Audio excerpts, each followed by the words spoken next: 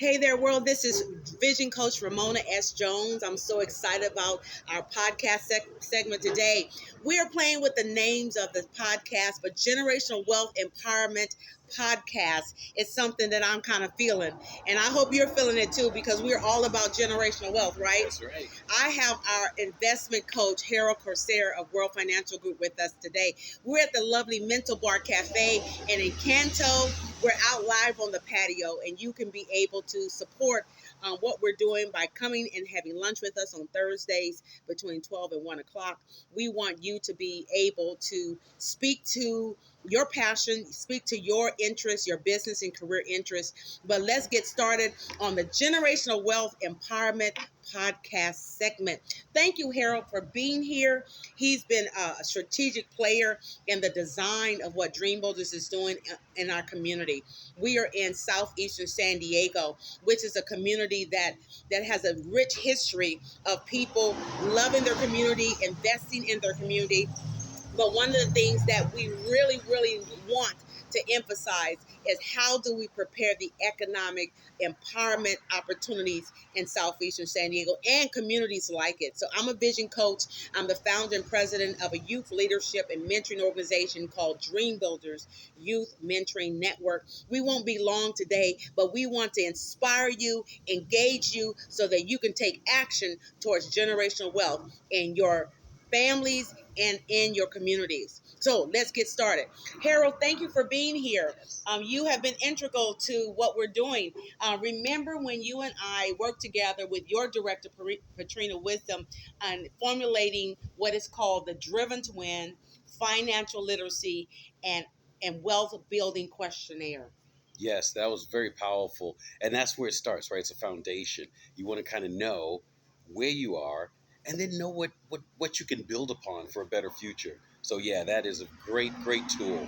You know, when I first came to San Diego, I raised my family in Oceanside, and I came to San Diego with my bright 501c3 information, and I was ready to take charge in the nonprofit world. And the first pit stop that I had in the early 2000s was Neighborhood House Association. They had a youth summit, and I was invited to be on the panel. And I remember they posed one of the questions at the end. They said, what is the number one threat for young people today? What do you think some of the answers were that people shared? I bet, knowing how it is, I grew up in the inner city of New York. So, Hear the accent. but yeah, some of the things that we're most concerned about that we kind of see is things like crime and poverty. And that's the first things that we think about. But believe it or not, the one thing that's holding us back, it's not the crime, it's not the poverty, is lack of financial literacy. Lack of understanding what can we do with the money that we make to build a better future, to build a better tomorrow. And that's one thing that's key, that's missing. Wow. As a financial coach, I always say the best thing you can tell a poor person is they don't have to stay poor. And so one of the things that we want to make sure that we emphasize in this school year that we just started, that we want to build personal, professional, and economic success in our young people that lends into their family and then goes out and spreads out into the community. And I believe that many of the things that we work on with youth development, youth enrichment, we never really include economic power. We talk about financial literacy. We even toss a few terms around. Maybe we have even a little workbook or something that they'll do for a day, a workshop, a seminar. But integration, implementation into building economic futures means connecting education with economic empowerment. Wow. There's so many mentors that's come alongside DREAMbuilders as we've developed in the last 20 years, whether they are business owners, career professionals, maybe they're faith-based leaders in the community. But what I challenge organizations, especially in group settings, I always ask the question, what is the economic vitality that's linked to your program engagement for these young people? Is it only a summer job so that after summer they're just as poor as they were before they started summer? Is it a little, here and there dabbling with a part-time job that your young person had in high school but never leveraged into a career and a mentorship component?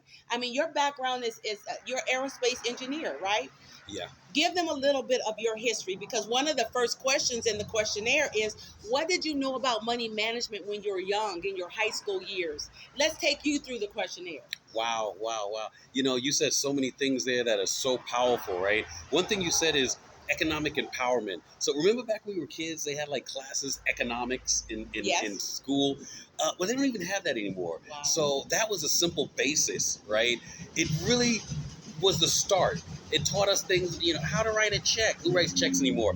Come on, this stuff needs to be updated. It needs to be upgraded, and we need to start teaching these things in high school, because I love what you do, because you're working with the youth. A lot of times, you try to hit things from the top, but a lot of times you have to hit it from the bottom.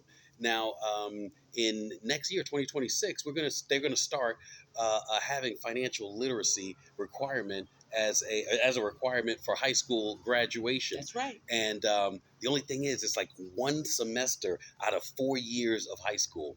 Wow. I always tell my students that their educational life is from kindergarten to 12th grade, and if they do secondary education, maybe it's 19 to 26.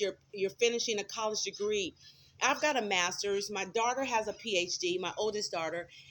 Your school life, your educational traditional life is no more than 20 years, right? After high school, during high school and beyond, you've got to live another 50, 60 years. So your economic life can be boiled down to one semester of a financial literacy class to learn some loose fitting terms like rule of 72 and checkbooks and cryptocurrency. How do we put those Legos together? Yeah. How do we build an economic life? Yeah. And I believe the questionnaire starts the journey. The reading literacy starts the journey of saying, I take position of my own personal, professional, and economic life. So I'm so excited about this school year kicking off. Mm-hmm. We call it Driven to Win, your best school year ever. And when I met this little 8th grader the other day, and I said, you know how you can have your best school year ever? He said, hi, ma'am. How do I do it? I said, because you're going to learn and earn. That's right. I asked him a question. I said, did you learn something today? He said, yes, ma'am, I learned something. He goes to one of the charter schools in the area. But I said, but did you earn? If Yes. you're hunting chickens, go where the chickens are, right? And so if you have youth and you build a youth leadership team, guess where your leaders are? They're at school with you. They're on Instagram. They are on TikTok. And so we're teaching kids how to be driven to win. Yes. And I love the opportunity to be able to engage young people and see where their interest and their passion is, because I believe the wealthy place, the wealthy place is defined as where your purpose, your passion, and your skill set connects, and then money is commanded to follow you. Money has no choice but to follow you, because you're serving in the lane of your interest and your passion. And so can you just share how you develop your passion and your purpose over the years? Well, that's a really good question, right? She got me with a loaded question there. So my passion has always been aerospace, aviation, right? I was in aviation ever since I was like 14 years old, and came up through the ranks after I graduated with an aerospace degree. I was in the Air Force and flew aircraft all over the world, did some great things, right? And I was taught to go to school, get good grades, and some big company is going to hire you, and you're going to work there for 40 years, and you're going to get a retirement, and you're going to be set forever. Well, yeah, what happens? Well, right? Yeah, you hear that? Well, yeah. What happens is that sometimes you have to get out there and learn, right, and be humbled. But the problem is, you don't want the next generation to have to go through those same trials and tribulations. You want them to learn from your experience, and that's what happened to me. Did great things, right? Aerospace engineer, 20 years in the industry, come out here living Military, right? Military, yeah, coming out here living in beautiful sunny San Diego. I thought I was living large, but without financial education, it doesn't matter how much you make. If you can't manage $20,000, you can't manage $220,000. That's good. Okay, so that is the problem. We need to have some type of financial education. Kids need to know. Now I've learned, right? How did I learn? I learned because I fell on my ass and almost got to a point. Yes, exactly. I fell on my assets. Let's get some assets up in Yes, here. I didn't have enough assets, and I almost really kind of got myself in a really bad situation. The tax man's after me, wages being garnished. How do you get out of that? What do? Do you read a book? You have to have some type of knowledge, or at least know somebody that you can go to that can help you out. And right? I love that. I want to stop you there because one of the five stages of how we engage with the Driven to Win Leadership Program that we sponsor 100 students in any participating city. So my question is your city driven to win? Is your family driven to win? Is your child driven to win?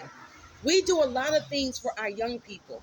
We buy them hats and T-shirts and backpacks. We get them school supplies. I mean, especially with the back to school events that we just went through. But did you give them pack up some financial literacy? Mm-hmm. Did you bring some understanding that this is not about just getting good grades? This is about you building your network, building your opportunities. And so we tell our young people, I just need you to do three things. I need you to read, lead, and earn money with friends. Ooh, and what we do together, VIP professionals and business and career professionals, youth pastors, leaders, business leaders, what we do is we do three things too. We build leaders. Mm-hmm. We build networks. Mm-hmm. And we ignite economic engines. They say the five people that you listen to, that's your closest friends, they are either promoting your economic power or destroying it, because it's about mindset, yes. Right? Yes. How do you think about money? Mm-hmm. How do you think about who you are and being positioned? Do you see yourself as waiting at the bus stop, waiting for a $2 raise? Do you see yourself at the bus stop waiting for a scholarship so you can start the master's degree? Or are you putting yourself in position, in the driven to win position? The driver's seat is the most powerful seat, because that means that you make the decisions. You start up the engines. You identify with the GPS where you're going. Where am I now? Where am I going? And what do I need to get there? So families, where's your kids now? Do they have a trust fund? Because that's a part of the questionnaire. Do they have a trust fund? Do they have a bank account, a Stripe account, which is a part of our e-commerce business that your kid can start with DREAMbuilders? And do they have a trust fund? There's so many families that don't have a trust fund. Yeah. They don't have a limited liability corporation. Mm-hmm. They don't think like your family is a corporation. It is a family business that says we're going to propel our generation forward. So as we focus in this school year about generational wealth, we're looking for people like Hariel that will come alongside DREAMbuilders. We're looking for nonprofits that will say, hey, I work with youth. Can we get 10 sponsorships out of the 100?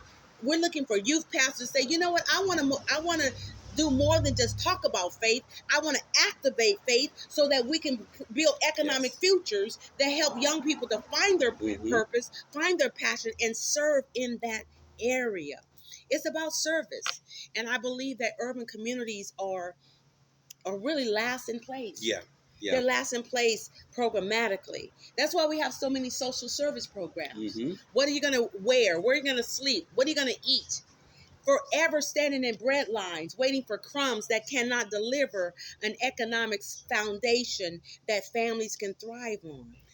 So many people are kind of in that mindset where they're just kind of trying to get by. They're just trying to make it today for tomorrow. And sometimes you got to kind of stop. Yes, you have to plan for that short term, but you also have to plan for some midterm. What do you want the next year to look like, right? We're in, September. What do you want the next year to look like? What do you want your family to be? You got to kind of plan for that and then put together some achievable goals and steps to get there. It's not going to happen overnight, and it's not going to happen by magic. It's going to happen with planning, and it's going to happen with working, like she said, with some great people around you to kind of build that network. Okay, we have to start having these conversations about money to build a better relationship. I always ask young people, how much money have you had in your hand? What's the largest amount? Mm-hmm. And most of them say about 500, maybe 700, maybe 1,000, Yeah. right? But we choke when we add another zero. Mm-hmm. $10,000 could change your child's mindset. They could be like, man, I never considered to be a homeowner. I got $100,000 opportunity. What am I going to do with it? Yeah. It's being able to make money, manage money, and mobilize money. Mm-hmm. And then the Generational Wealth Empowerment Facebook group, shout out to all the people that have signed up for that Facebook group. Shout out. Now let's take action. Take this questionnaire and get it done. Yeah. We want to hear from you. We want you to be on these segments with us. We want to know what you knew about money management when you were young. One of my friends, he said, I knew that it'd give me girlfriends. Got a girlfriend. What kind of girlfriends he gonna have? So you need a lot of money for these women today. But and then what are the pitfalls and challenges you had? I remember my story is that my mother helped me get an American Express at 19, and it was $300 credit limit. And I overspent it with my boyfriend, and she was so mad at me. But what she did not do, shout out to my mom, what she did not do is she didn't say, hey, you see this statement? This statement says that you only can spend $300 and you need to pay this off. That's right. And this is the credit, this is the your responsibility is dependent. We're dependent on you to have a good credit score so you can buy a home, so you can make sure generational wealth is to these two daughters that you got to raise, right? So it's those type of sit-down moments that we need with our parents. Yes. And if our parents don't know, guess what? That's what Hariel's for. So you can sit down with him and Lisa, his wife, and be able to craft a plan. The 2 leadership principles out of the 10 is leaders create a vision for what they want. Mm-hmm. It's not what you need that motivates you. We don't wake up to say, well, I need this, I need that. What are you inspired to create in your life? That's the propulsion you need to get out of bed, take action, say what you want, and go get it. White hot burning desire. Like Napoleon Hill says. It is and then principle number 2 is when you couple leaders create a vision for what they want, what do you see off that windshield? Not the rear view mirror, not what's in back of you, what's in front of you. And leaders create a plan to go get what they want. Mm-hmm. So that is the mindset that we are taking ownership to help cultivate in your youth, your families. We want them to go get what they want. Yes. What do they want to be in life, become in life? What do they want to have in life? What do they want to experience? Do they want to go across the world? Do they want to go to Africa, China? Where do they want? You know, I ask kids all the time, what countries would you like to visit? Mm-hmm. Yes. Japan. Yeah. Italy. Yeah. Okay, you need some money. Right. I mean, it goes right back to the economic power. You cannot move your car forward if you don't have no gas. That's right. And if you have an electric car, you need electricity, right? I used to work at Southern California Edison. I know about electricity. So if your lights are out, if your lights are dim, and you don't have vision, you cannot control your future. And that's the very question. So when they asked that question at Neighborhood House Association years ago, when I first started DREAMbuilders, what is the number one threat for young people today? We had answers like crime and gang violence and teenage pregnancy and all those things or maladies that short circuit the path forward. But when they came to me, Driven to Win coach, Ramona Jones, I said, the number one threat for young people today is a lack of vision. If you don't have vision, you can't plan your course. That's right. If you don't have vision, you're not inspired enough to get out of bed and take action. Last time I checked, faith and action moves that engine forward. So start up engines this year.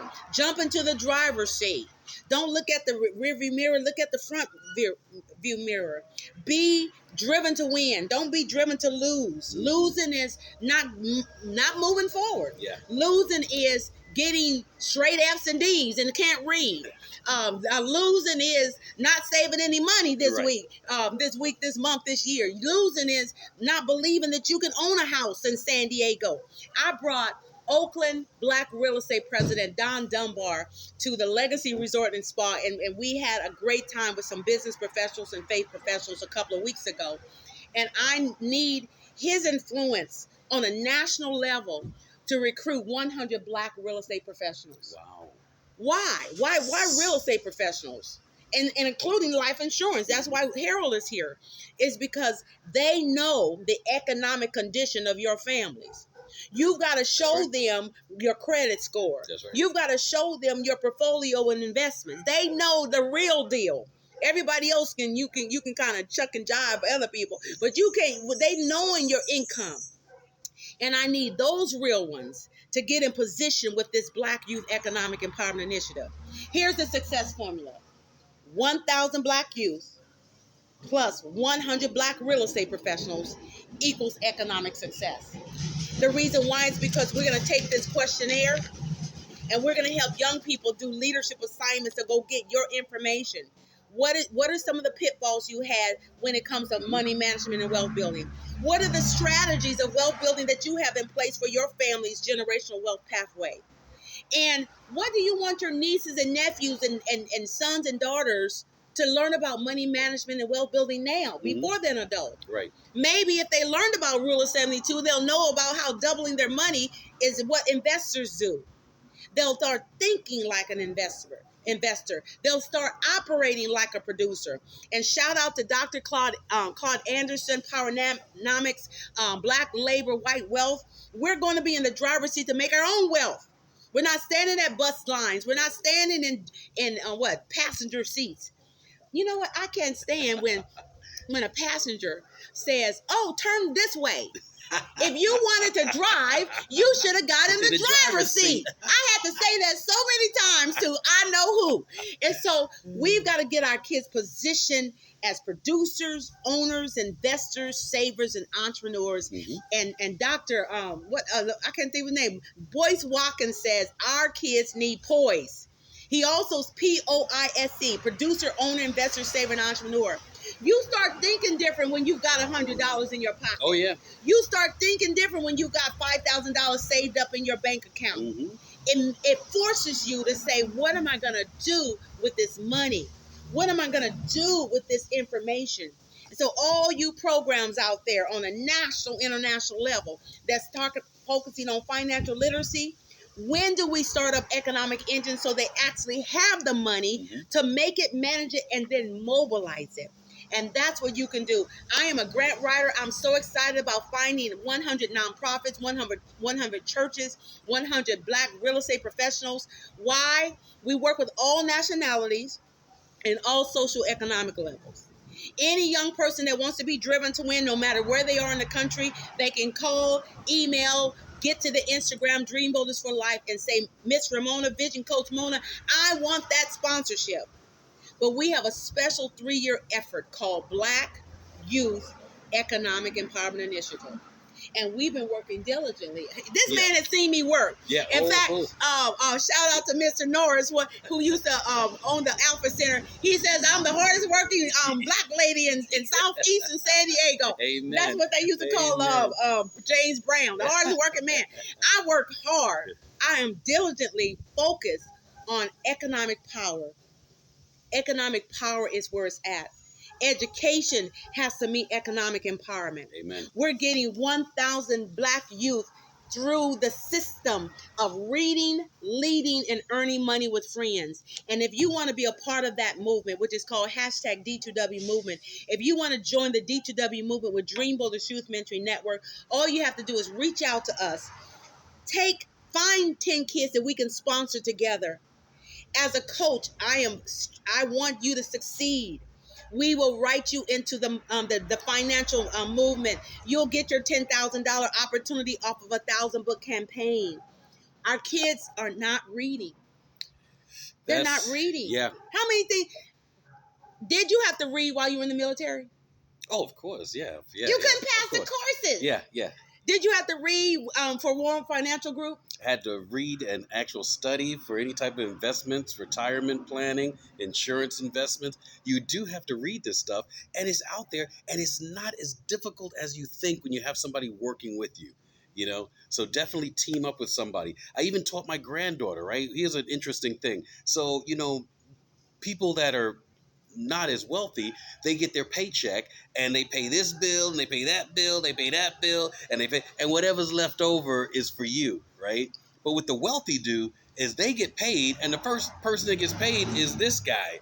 Then you manage your lifestyle off of what's left over, but you pay yourself first. So my granddaughter, you talking about $100. She had a little a job. And she's like, "Oh, Grandpa, I just made $100." I said, "Oh, congratulations! You got $90. You got paid 90." She goes, "No, it was 100." I said, "No, because you're taking 10% of that and you're putting it aside. Pay yourself first. Then you can go out and have lattes and do whatever you want to do. But have that money for yourself.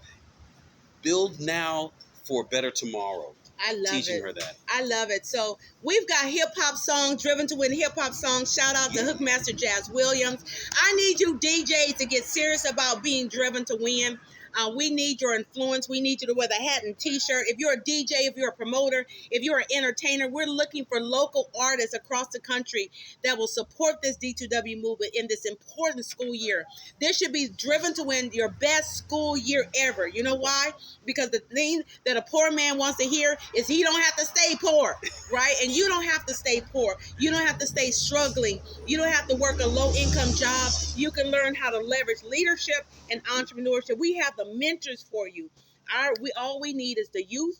We need the 100 Black real estate professionals, and we need to connect the dots so that our kids can have their best school year ever. This has been a segment for the Generational Wealth Empowerment Facebook group. I hope you're encouraged. Go and subscribe. Look us up on D2W Movement, Instagram, DREAMbuilders for Life. DREAMbuilders for Life is the number. Is the number 4. Your book. This is how it starts. The Economic Engine. $10 ebook, $35 physical book.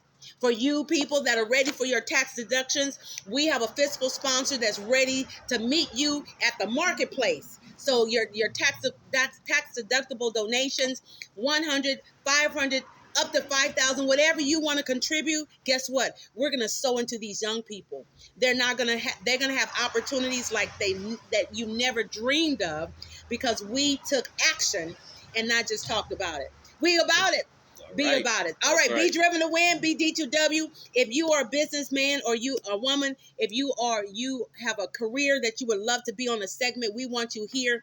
Fundraise with us. Build with us. Oh, I'll be singing at the Mental Bar Cafe on Sunday, September the 28th, 1 to 4, Sunday Jazz and Gospel Brunch Live event. RSVP, raise your $100, and get the shout out for you saying, "I support Black youth in my community." I'll see you on the road. Vision Coach Ramona Jones. All right. You're the one.